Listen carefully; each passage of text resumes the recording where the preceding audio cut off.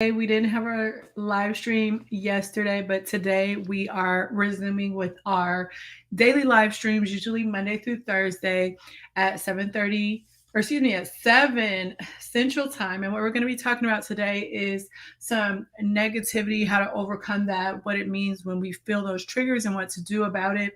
For those of you that are just joining in on the discussion, my name is Yashika, and I am an executive coach and trainer and a consultant. Hey, Robert.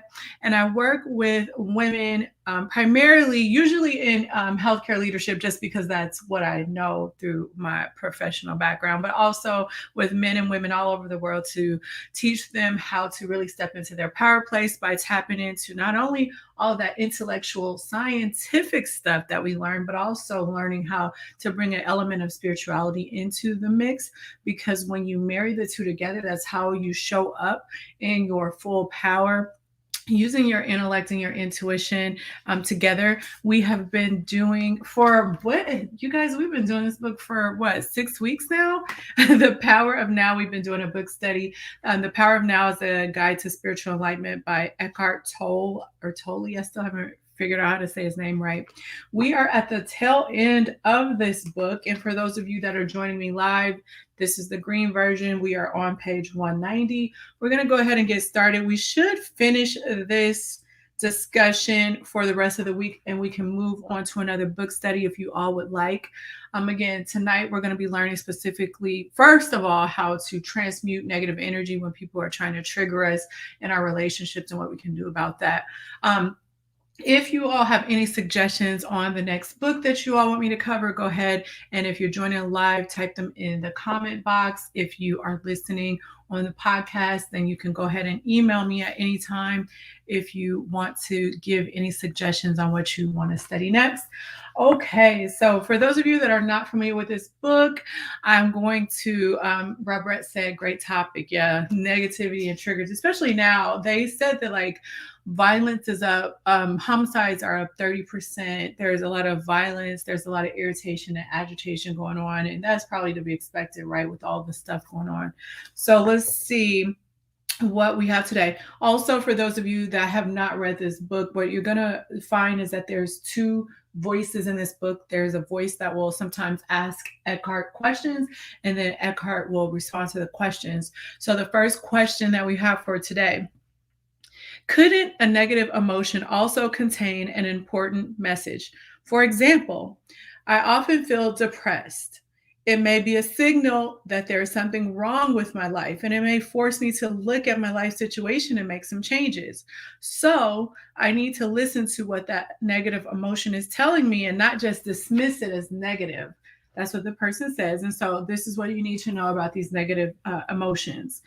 He says, yes, recurring negative emotions do sometimes contain a message, as do illnesses, but any changes that you make, whether they have to do with your work, your relationships, or your surroundings, are ultimately only cosmetic unless they arise out of a change in your level of consciousness. This is important to understand because oftentimes, because we are taught to only experience life through the five senses and then through that intellectual side that I mentioned earlier, we miss this whole piece of information that comes through our intuitive side and our perception. And so when we are trying to fix things that are wrong, when we don't feel good, when we feel negative, we will oftentimes try to shift our work, which, you know, sometimes you do have to change things, but we usually often start with changing our work, changing our relationships, and changing our surroundings. When in fact, remember, what you're experiencing is a mirror for your internal state in some way, shape, or form. So the first thing that you have to do when you start to feel this negativity is start to look within. And that's why he's saying that if you want to change all of these different things, they're going to be cosmetic, meaning you're only getting to the surface of the matter. Your inner psychology is the thing that's really going to be what is going to make significant and long-lasting changes in your life. And if you've ever been frustrated with trying to change a work situation, a relationship, a circumstance, a situation, and you find that you keep butting your head up against the wall, or maybe you find that things do change for a little while, but then you end up going right back to where you were. And sometimes when you go back to where you were, it ends up being worse. It's because you're not understanding the simple fact that, we're not always taught. If you want to change the reflection that you look at in the mirror, right? You put your makeup on, you get up in the morning, you look in the mirror. If you want to change what you see in the mirror, then you don't change the mirror, right? You start to do your hair, put on your makeup, brush your teeth, do all the things that are going to make the reflection that you see look different.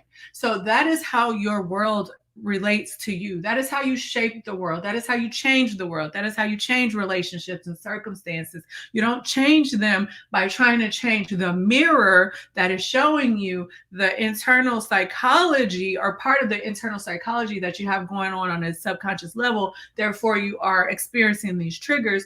You have to go deep inside, look subconsciously, and you have to learn how to change the internal psychology.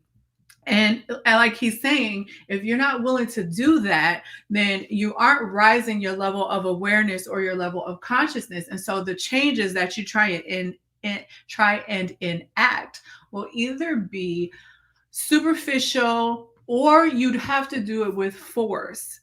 There's a way that you can show up in your power. And when you show up in your power, circumstances and people in your life, they change to meet you where you are, especially if your internal psychology is very good. However, if you don't understand that, what you are going to find is that you have to constantly try to make things happen with your own intellect, with your own willpower, with your own strength. And so you end up forcing a whole bunch of stuff to change and happen in your life.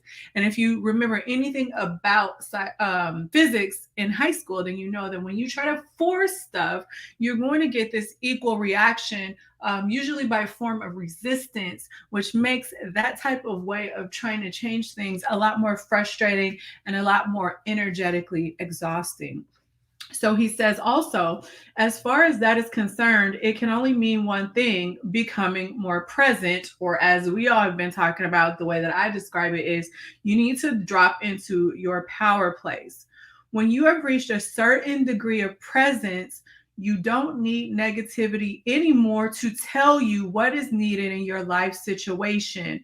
But as long as negativity is there, use it as a signal that reminds you to be more present. We talked about this last week, where whenever there's a feeling in you that comes up and it doesn't feel right, that is your clue not to go try to figure out what's going on outside of you. That's a clue that the first thing you should always ask yourself is, am I present? Am I being present? And if you're not, you need to drop into being present before you even try to address any situation or circumstance, because you're going to be much more effective when you are approaching it from being in a state of presence. So, negativity that you're experiencing can be a trigger for you to drop into this power place. But what he's saying is that if you start to live a life that is more conscious and more self-aware, then you're not going to have these negative things cropping up into your life that tell you that a change needs to occur or something is off. Because if you are living life in your power place, then you automatically are living life from a state of presence, and you will understand as the observer what's going on in your life, and you won't need these outside clues and triggers to tell you. You'll be more responsive, more ahead of the game, more proactive, rather than the way that most of you were taught to respond to life. Most of us were taught to respond to life, which is to be more reactive to the people and the circumstances that are happening in our lives. When you are living life from this five sensory standpoint, and you are using your intellect and your own will, and you don't understand perception, you don't understand spirituality, you don't understand how to leverage a power much higher than your own and leverage your own intuition, you actually are late to the game in enacting any changes that you want to occur in your life. So the question now is then, how do we stop negativity from arising, and how do we get rid of it once it's there? And he said, as I said, you don't stop it from arising. You stop it from arising by being fully present. So if you are fully present, number one, this will take us back to like the beginning. I think what he's saying there is if you are fully present, negativity won't arise because you also won't be judging the things that you are experiencing. When you are present, you're not judging, because judging brings you back into your mind. What you are doing when you are experiencing something from your power place is you are learning to just observe it, almost like you are watching a movie. So that's a little bit of a more neutral space, which um, means that you're not saying that something is good or bad, negative or positive. There are as yet few people on the planet who can sustain a state of continuous presence, which is true, right? We all drop out of our power place. Some of us never live in our power place. Some of us may get glimpses of it, but for all of us to just constantly be our highest and best self all the time, that is a constant struggle. So your commitment to yourselves should be just to approach life from your power place as much as you possibly can, by trying to be as awake in your life as you possibly can. Let's see what he says. So, although some people do get close to it, but he believes that there will be many more. And I don't know. Like, I once thought that the things that held us captive, like politics and TV and pop culture and religion and all of those type of things, and the things that divide us with our egos and our job titles and all that. At first I thought that we were getting better with it, but then I still see that even when we think that we're becoming more conscious, until we start to disidentify with the fact that our mind and our feelings are not real, and we can transcend that state and tap into that spirituality within us, and then tap into that spiritual energy that is available to us. I don't know if we're getting closer, but he believes that we are. So we're going to disagree on that one.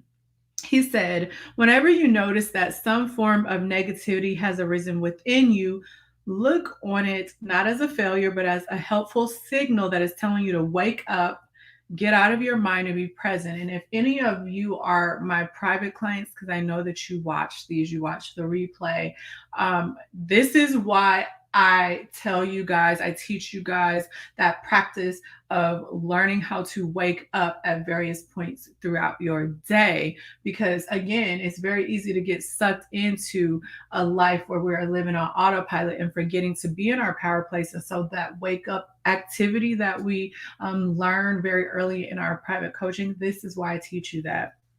He said, there's a novel called The Island, written by an author named Aldous. I don't know if I'm saying his name right. Well, anyway, it was written in his later years when he became very interested in spiritual teaching, and it tells the story of a man shipwrecked on a remote island cut off from the rest of the world. This island contains a unique civilization. The unusual thing about it is that its inhabitants, unlike those of the rest of the world, are actually sane. The first thing that the man notices are colorful parrots perched in the trees, and they seem to be croaking the words attention, here and now, attention, here and now. And we later learn that the islanders have been taught that these words are a reminder for them to continuously stay present. So just like I teach my private clients, for you guys that find that you struggle with identifying with getting sucked into either your mind, your past, your future, and not really being present in your power, or maybe you find that you get sucked out into the external world a lot, then you may need to come up with some cues and practices for yourself that will help you to learn how to pay attention and be in the here and now, because again, that's the only moment that is real. So he says, whenever you feel negativity arising within you, whether caused by an external factor, a thought, or even nothing in particular that you are aware of, look on it as a voice saying, attention, here and now, wake up. Even the slightest irritation is significant and needs to be acknowledged and looked at. Otherwise, there will be a cumulative buildup of unobserved reactions, right? So if you don't learn, let's say you find that you get pulled away, like he's saying, you get pulled away from your power place. The least that you can do, the very least that you can do is if something feels off, is then come back to present, snap, pay attention, wake up. Because otherwise, you just start to continuously have these irritations and these things that just don't feel right build up and build up and build up. And for a lot of us, we find ourselves in these circumstances and situations where they actually explode, but it's not because they weren't there in the first place. It's because we chose not to pay attention to them and to continue to just check the boxes and live life on autopilot. He said, as I said before, you may have been able to just drop it once you realize that you don't want to have this energy field inside of you and that it serves no purpose. But then if you say that you're going to drop something, then you have to drop it completely. And if you can't drop it, then you just have to accept it there and take your intention to the feeling, as he pointed out earlier. As an alternative to dropping a negative reaction, you can make it disappear by imagining yourself becoming transparent to the external cause of the reaction. This is going to be a little bit harder for those of you that may be in significantly irritating or negative situations. However, you can start to practice it. And he even says you can practice it with little trivial things as at first. So he's going to tell you practically how to do this. So if you have trouble with this, listen up. Here's a tip. He says, let's say that you are sitting quietly at home and suddenly there's this penetrating sound of a car alarm coming from across the street. For me, is a lawnmower. So you get this irritation that arises up. What is the purpose of the irritation? None whatsoever, he says. Why did you create the irritation?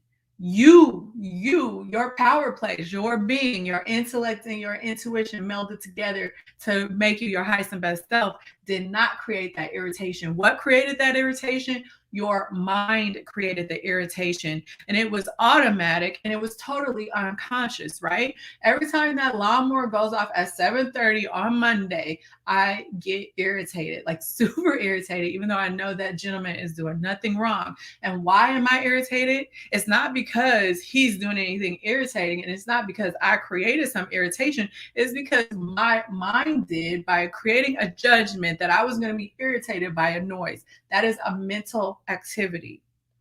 And it's automatic and it's unconscious. I don't even think about it. In fact, I have to, when I feel irritated with this man, I have to pause and I have to go back into paying attention here and now and waking up so that I can understand that I'm the one with the issue that I need to figure out, not the man over there with the lawnmower, or like he says, the car alarm that went off. And he said, so why did our mind create it? Why does our mind do this to us? Ooh.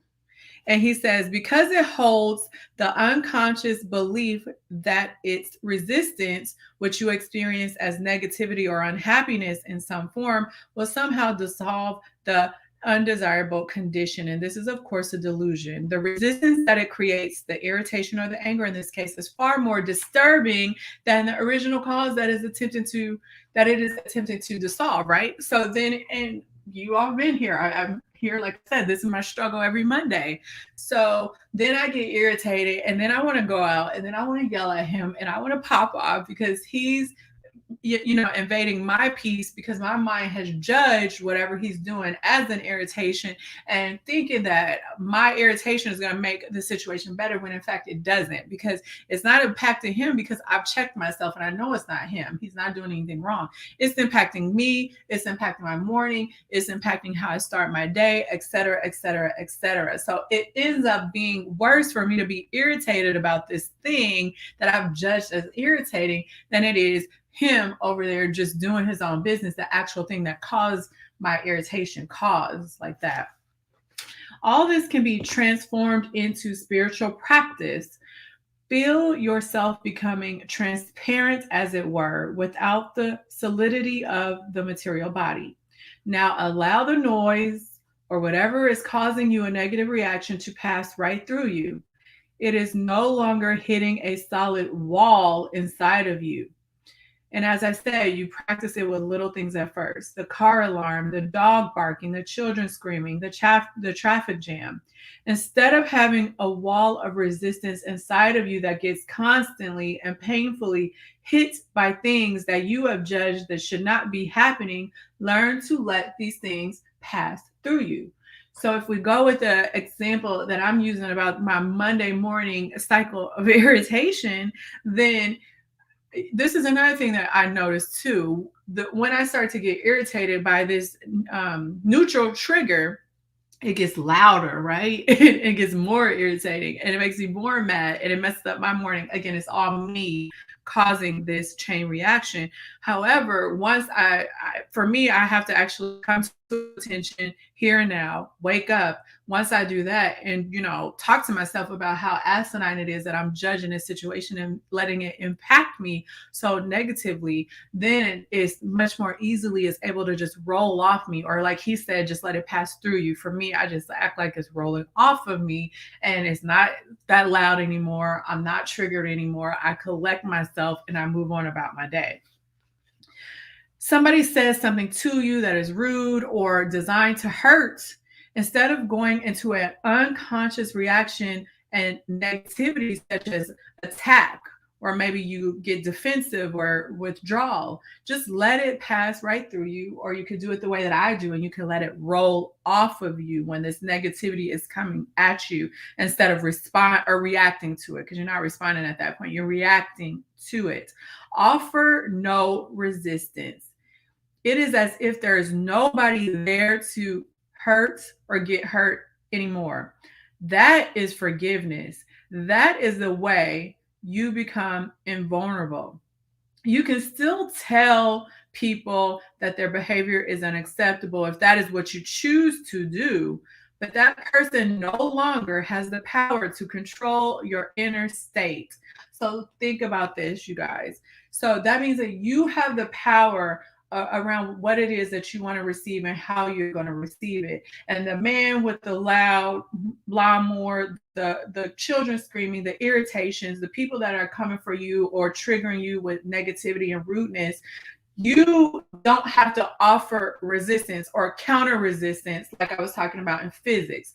You can stop a reaction, right? So if we think about physics, even though something starts a chain of reaction, there's a way that you can stop a reaction, and you stop a reaction by not giving it more energy. And when you don't give it more energy, it no longer has power. And when it no longer has more power, you don't hurt anymore because it doesn't have power over you. You get to decide if it does or not.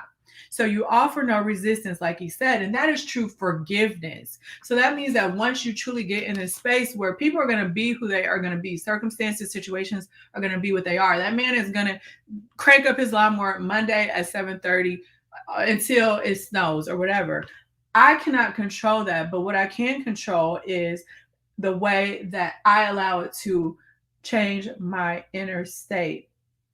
And when you get to a place where you're able to not let these things trigger your inner state, you are then in your power. And this is important. Until you learn to live life in your power, you are not going to experience the limitless potential successes that you want to experience in life. You are going to constantly run up against resistance in these small little areas in life, such as the man with the lawnmower, or bigger areas in your life, such as the career issues or the circumstances where you don't have the financial situation that you want, or more specifically, the loving relationships that you want to have, not just intimate relationships, relationships with friends, relationships with family members, coworkers. All of the things are not going to be the way that they could be until you learn to live in your power, not in someone else's, nor are you run by your own mind. Whether it's a car alarm, a rude person, a flood, an earthquake, or the loss of all your possessions, the resistance mechanism is the same. All right, we got room for one more thing tonight. If you guys have questions and comments about negativity, about how to let it roll off of you, if you need more clarification about the exercise that he just taught us, let me know. Start typing that in the comment box because I know there's a little bit of a delay. And I'm going to go ahead and do one more section. Yeah, we have time for one more section, and then I'll pause to answer your questions or concerns. All right. So the person talking to Eckhart says, I have been practicing meditation. I have been to workshops. I have read many books on spirituality. I'm putting quotes for those of you listening to the podcast replay. I try to be in a state of non resistance. But if you ask me whether I found the true and lasting inner peace, my honest answer would have to be no. Why haven't I found it, and what else can I do? And I bet some of you that are listening to this, and especially if you've been with us from the beginning, you probably are asking yourself the same question. You've tried all of the things. You've been to all the workshops. You've tried to move forward on your own, and you find that you are not making any progress. You still don't experience the peace, the tranquility, the ease, the drop in your stress levels like I talk about is possible because I live it and I teach people how to live it. So here we go. The reason why you still don't have that peace, that abundance, that money, that relationship, that whatever it is for you that you want, even that feeling within yourself, that relationship with yourself where you are living from your power place, the reason why you don't have it is because you are still seeking it outside, and you cannot get it out in seeking mode. Maybe the next workshop will have the answer, maybe that new technique. To you, I would say, do not look for peace. Don't look for any other state than the one you are in right now. Otherwise, you will set up inner conflict and unconscious resistance. Forgive yourself for not being at peace. The moment you completely accept your non-peace becomes transmuted into peace. Anything you accept fully will get you there, will take you into peace, and this is the miracle of surrender. You may have heard the phrase, turn the other cheek, which a great teacher of enlightenment used 2,000 years ago. He was attempting to convey symbolically the secret of non-resistance and non-reaction. In this statement, as in all his others, he was concerned only with your inner reality, not with the outer conduct of your life.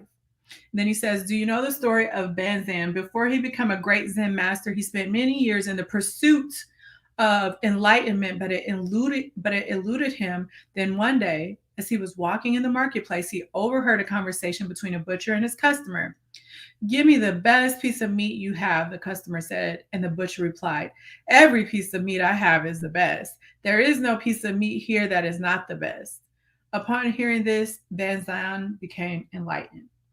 I can see that you're waiting for some explanation. When you accept what is, every piece of meat, every moment is the best, and that is enlightenment. So how this relates to how we approach our life and how we are trying to sometimes grasp for straws for something that we want in our life, to have a better outer world, to create the dreams that it is that we want.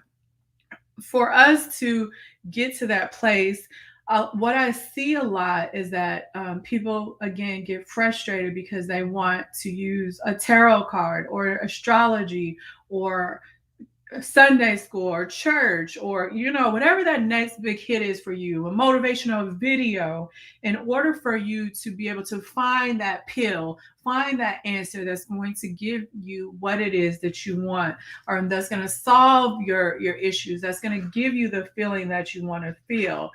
You can't find it outside of you. And I hope that that's your biggest takeaway from today. So what I would have you say is, again, if you are struggling, you're trying to find it from outside of yourself, even watching this, you're getting the information I'm teaching you, but when you go and assimilate this information into your own life, you still find that you get stuck in this 5 sensory experience of your life, and you're unable to tap into your true full person, your intellect and your intuition, and meld those to actually be more powerful, be more present, and start to shape the life that it is that you want, then you probably need help with the application of the things that I'm talking about. And so if you'd like to work with me privately, you can contact me to become a private client. So I'm going to look at comments really quickly. And Prima Kima said, in order to accept that which you don't truly accept, is it enough to say that you accept it whenever the negative thoughts come up? So this is interesting, and it depends, right? Because some people will say that they accept, which is forgiveness. That's what he was talking about earlier, which is true forgiveness. If you're a type of person that can say, I accept this negativity, and then you truly can accept it, that means that you don't um, get in any reactive mode about the negativity. You just accept it and you start to become powerful enough to bring yourself back to neutral. Then yes, it is enough to say that you accept it. However, for most of us, it's hard to do that, right? It's hard to say that you accept something when your mind is still ruling the show and creating these judgments around what it is that you're experiencing, even by saying, negative or a positive thought. And so when we create these judgments in our thought process around what we're experiencing, and we don't wake up, become attentive, and then drop into our power place, we oftentimes do get irritated. We do withdraw affection.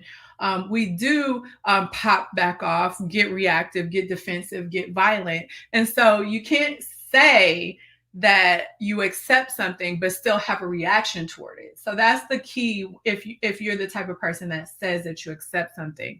So I feel like if it's too hard for you where you are now to learn how to be an observer, and instead you make a judgment about something and you judge it as negative and you feel some sort of way and you get reactionary about it, even if it's the littlest bit of irritation or a littlest bit of judgment, and then it starts to make you feel some way, because remember, your thoughts control your feelings control the way that you act and behave in the world, which controls the outcomes that you experience. Then the way that I would do that I thought was helpful for me is just that whenever I feel something that feels off, that could be negative, that could be sad, that could be irritation, that could be tired, what I do is I just wake up, and then I start to do some self-reflection about myself and why I feel that way. And I find that when I start to explore myself more, usually a root cause comes up that diffuses the situation, right?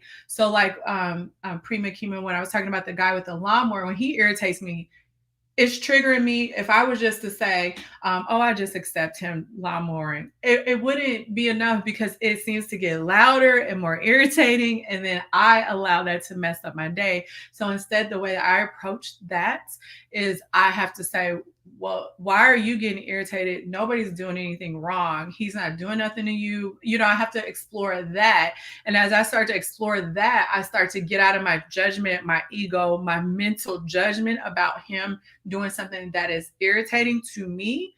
And it starts to diffuse the situation that way. So you may find more luck with self-inquiry than you will with just trying to pretend like something is not negative or irritating to you, when in fact, where you are in this moment in your journey, things can be negative and irritating. All right. So thank you for that. That's a really good question. So thank you for that question. Looking over on YouTube and LinkedIn and Facebook, I don't see any other questions. Remember, if you want help to learn how to do this and work with me personally, I still have a couple slots for private clients. Also, if you want to get text reminders for when I go live, and if you want to get a totally free class, access to a totally free class, then you can text the word mastery to 833-231-4407.